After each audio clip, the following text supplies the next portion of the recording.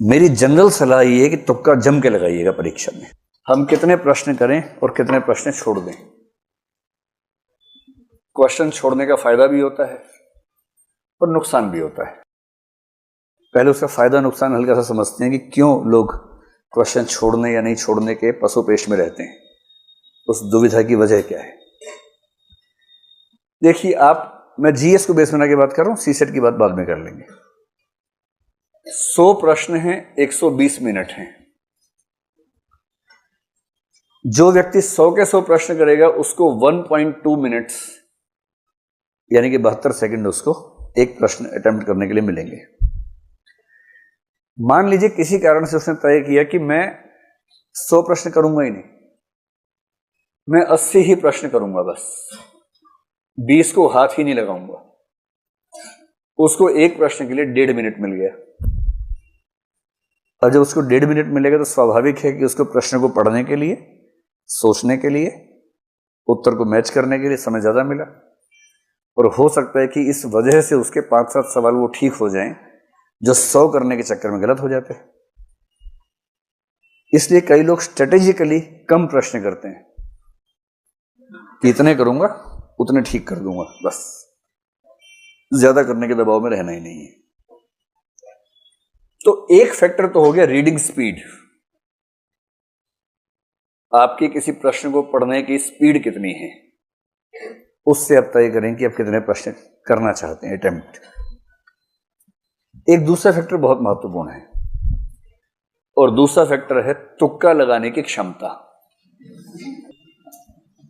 इसमें हंसी आती है पर दरअसल ये बड़ी गंभीर बात है। हंसी आपको तुक्का शब्द से आ रही है, दरअसल मैं बताना चाह रहा हूं कि तुक्का बहुत वैज्ञानिक वस्तु है। तुक्का बहुत यादृच्छिक या आर्बिट्रेरी मामला नहीं है, बहुत वैज्ञानिक चीज है। चलिए हम समझने का प्रयास करें। जैसे जनरल कैटेगरी में मान लीजिए कि आप एग्जाम दे रहे हैं और आपको 110 या 112 मान लेते हैं, 56 प्रश्न आपके ठीक होने चाहिए। आपका स्कोर 112 हुआ और आप प्रीलिम्स में क्वालिफाई हो गए, ठीक है। अब 56 प्रश्न आपके सही हैं, इसका मतलब है नेगेटिव मार्किंग हटाने के बाद इतने सही हैं। जो यूपीएससी का नेगेटिव मार्किंग का तरीका है वो बड़ा ही सिस्टमैटिक तरीका है। नेगेटिव मार्किंग का मेथड संक्षेप में समझ लें, बहुत वैज्ञानिक है। उसका फायदा क्या है, नुकसान क्या है, दोनों बातें स्पष्ट होनी चाहिए। मेरी जनरल सलाह ये है कि तुक्का जम के लगाइएगा परीक्षा में। लेकिन मैं उस सलाह पे आने से पहले वजह समझाना चाह रहा हूं आपको। और ये सलाह सबको नहीं है, किसको नहीं है ये आपको खुद जज करना है अभी की बात सुनने के बाद। जनरल सलाह यही है। देखिए, नेगेटिव मार्किंग का यूपीएससी का बड़ा सरल सा नियम है कि अगर आपका एक प्रश्न सही हुआ तो उसमें 2 नंबर मिलेंगे, और यदि आपका एक प्रश्न गलत हुआ तो उसमें सही होने पर मिलने वाले अंकों का 1/3 कट जाएगा, तो 2/3 आपका माइनस हो जाएगा। 2/3 का सरल सा मतलब क्या हुआ, कितना हो जाएगा, 0.66 नंबर आपके कट जाएंगे। अब इस तरह से बात समझना मुश्किल लगता है, इसको हम सरल भाषा में समझते हैं। मान लीजिए कि आपने पेपर देखा, उसमें प्रश्न क्रमांक 1, 2, 3 और 4, आपको चारों का अता पता ही नहीं है बिल्कुल भी। आपको यह भी नहीं समझ में आ रहा कि ये वही पेपर है जो मैं देने आया था, कोई और पेपर है, समझ नहीं आ रहा है, कुछ भी नहीं पता आपको उसके बारे में। ऐसे 4 प्रश्न हैं। यूपीएससी ये नहीं चाह रही कि तुक्का मारने वालों को नुकसान हो। कहीं कहीं नेगेटिव मार्किंग का पर्पस क्या होता है कि तुक्का लगाने वालों को नुकसान होना चाहिए। यूपीएससी केवल ये चाहती है कि तुक्का लगाने वाले को फायदा ना हो। मैं उम्मीद कर रहा हूं कि आप दोनों का अंतर समझ पा रहे हैं। तुक्का लगाने वाले को नुकसान हो ये मंशा नहीं है, तुक्का लगाने वाले को फायदा ना हो मंशा ये है। कैसे ये मंशा है, सिंपल प्रोबेबिलिटी है कि चारों प्रश्नों में 4-4 ऑप्शंस हैं और आपको एक भी नहीं आता है। आपने पहले प्रश्न में 4 में से रैंडमली कोई भी लगा दिया, सही होने की संभावना कितनी है, 1/4 है। आपने चारों प्रश्नों में तुक्का लगाया, सही होने की संभावना कितनी है, 1/4 है। सिंपल लॉ ऑफ प्रोबेबिलिटी कहता है कि आपका 1 ठीक होगा, 3 गलत होंगे। 1 ठीक होने से 2 नंबर मिलेगा, 3 गलत होने से 2 नंबर कटेंगे, और इसका मतलब है कि आप 0 के 0 हैं। अगर आपने 4 प्रश्नों में तुक्के लगाए तो स्कोर आपका 0 ही रह जाएगा। इसलिए इन्होंने जो नेगेटिव मार्किंग की कसौटी रखी है कि 3 गलत प्रश्नों पर उतने ही नंबर कटेंगे जितना एक सही होने पर कटते हैं, इसके पीछे का आर्गुमेंट ये है। इससे सरल सा निष्कर्ष है कि तुक्का लगाने से फायदा हो ना हो, नुकसान तो नहीं होता है। एक निष्कर्ष निकलता है ये वाला, तो नुकसान तो हो ही नहीं रहा इससे। अब भगवान करे कि मान लीजिए कोई तुक्का लगा 2 ठीक हो जाए बाई चांस, सोच के देखिए, अगर ऐसा हो जाए, मान लीजिए अगर ऐसा हो जाए, 2 सही होने पर इसको 4 नंबर मिल गए, मिले ना, जबकि 2 गलत होने पर इसका जो कटा है वो केवल 1.33 कटा है। और इसका मतलब यह हुआ कि अब ये बराबर नहीं है, अब इसको 2.67 मार्क्स का शुद्ध लाभ मिला है, केवल इस वजह से कि इसने 4 में से 2 तुक्के सही कर दिए। आप मेरी बात समझ गए? और यदि कोई तुक्के में इतना माहिर है कि 4 में 3 ठीक कर दिए उसने,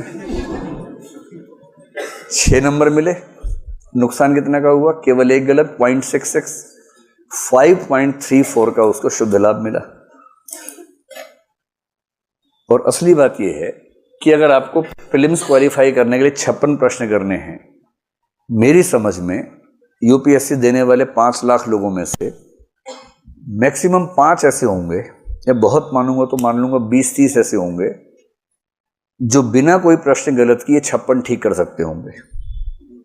इस एग्जाम की नेचर, मतलब अगर आपने एग्जाम दिया है या कम से कम मॉक टेस्ट ठीक से दिया है तो आप समझ सकते हैं। कोई अगर ये कहता हो कि मैंने 56 प्रश्न किए, 56 के 56 सही किए, बाकी को हाथ ही नहीं लगाया, सब हवाई बातें हैं। जितने अच्छे लोग हैं उनमें से अधिकांश 40-45 के बाद टें बोल जाते हैं। 40-45 तक हो सकता है कि हाँ ये मुझे आता है, ये 3 कथन है, तीनों मुझे आते हैं, ये सही होगा या गलत होगा, एकदम एग्जैक्टली बता देंगे। 40-45 के बाद तो एक गेम चलता है, गेम ऑफ एलिमिनेशन, जिसको हम सीधी भाषा में बोलते हैं तुक्के की प्रतिस्पर्धा। ज्यादातर सफल लोग वही हैं जो तुक्का अच्छा लगाते हैं। मतलब पढ़ते तो अच्छा है ही, अच्छी पढ़ाई के साथ साथ अच्छे तरीके से तुक्का भी लगाते हैं। तुक्का कैसे लगता है उसको समझे। तुक्का शब्द थोड़ा हास्यास्पद है, उसके पीछे की जो गणितीय विधि है हमें वो समझने की जरूरत है। अब अपने 56 की 112 है, एक तरीका और है, आप इसमें 4 प्रश्न जोड़ दीजिए कि आपने 60 प्रश्न सही किए, 12 प्रश्न गलत किए, तो भी आपका स्कोर 112 ही रहेगा। कितना सरल है। अगर 56 प्रश्नों से 112 मिले, आपने 4 ज्यादा सही कर दिए और 12 गलत कर दिए, 4 सही से आपको उतने नंबर मिलेंगे जितने 12 गलत होने से कटेंगे, आपका स्कोर उतना का उतना रहेगा। इसका और भी तरीका हो सकता है, आपने 65 प्रश्न सही किए और आपको 30 प्रश्न, 30 गलत करने का ऑप्शन मिलेगा, 56 चाहिए ना, नहीं 27 प्रश्न गलत करने का विकल्प आपको मिल गया और उसके बाद भी आपका स्कोर कितना है? 112 है। मैं दावे से कह रहा हूं कि अगर कोई कहता है कि मैं 56 ही करूंगा और 56 ठीक कर दूंगा, तो वो या तो झूठ बोल रहा है या मजाक बना रहा है। वो दरअसल इनमें से कोई ना कोई ट्रिक चुनेगा कि 60 सही करने हैं, 12 गलत करने हैं। मतलब गलत करने हैं ऐसे नहीं, गलत हो जाए तो कोई बात नहीं, सही करने हैं तो पर्पस हो सकता है, गलत करने का पर्पस होगा। 65 सही करूंगा, 27 गलत हो, 92 हो गए, 8 प्रश्न छोड़ दूंगा। ये एक अच्छी अप्रोच हो सकती है। अब इस लेवल पर आकर मैं आपको एक निष्कर्ष समझाने का प्रयास करता हूं। मेरी सामान्य राय, जिस पर अभी आपको काम करना है अपने स्तर पर, क्योंकि हर व्यक्ति के लिए एक समान दवाई काम नहीं करती है, बीमारियां अलग अलग हैं, दवाइयां अलग अलग ही होंगी। सामान्य राय में बता रहा हूं, सामान्यतः कम से कम 80 से 90 के बीच में प्रश्न अटेम्प्ट कीजिएगा। इससे कम करेंगे तो ज्यादा संभावना है कि प्रीलिम्स नहीं होगा।